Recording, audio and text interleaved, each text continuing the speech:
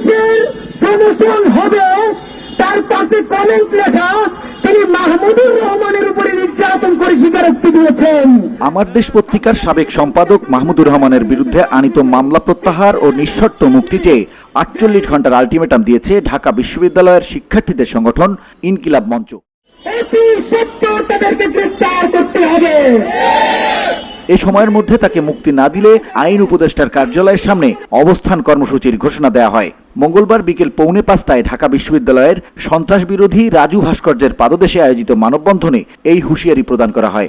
আগামী 48 ঘন্টার মধ্যে সরকার মাহমুদুর রহমানের মামলা নিয়ে কি করবেন স্পষ্ট বিবৃতি দিয়ে যদি না জানায়, তাহলে আমরা আর রাজু ভাস্কর্যের দাঁড়াবো না, আইন উপদেষ্টার কার্যালয়ের সামনে দাঁড়াবো ইনশাআল্লাহ।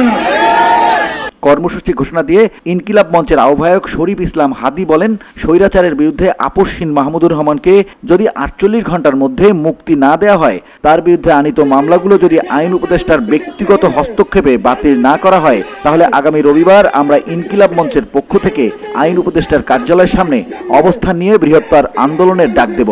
আমরা সেদিন রক্তাক্ত হব, কিন্তু মাহমুদুর রহমান মুক্ত না হলে আমরা কেউ বাসায় ফিরব না।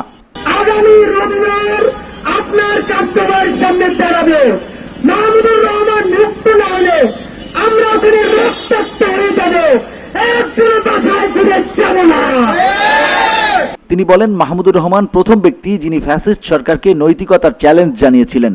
তিনি প্রথম ব্যক্তি যিনি একজন সাংবাদিক হিসেবে, একজন সম্পাদক হিসেবে ফ্যাসিবাদের বিরুদ্ধে কথা বলেছিলেন। তিনি একাই ফ্যাসিবাদের বিরুদ্ধে লড়ে গেছেন।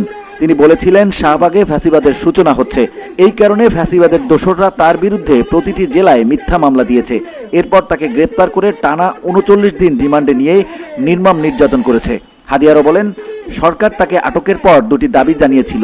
প্রথমত, তিনি যেন নির্বাহী বিভাগের কাছে ক্ষমা চান, কিন্তু তিনি অন্যায়ভাবে কোনো সুবিধা না নিয়ে বলেছিলেন, আমি ফ্যাসিবাদের কাছে মাথা নত করলে আমার বিরুদ্ধে এমন শাস্তি নেমে আসতো না, তাই আমি কখনো ক্ষমা চাইব না।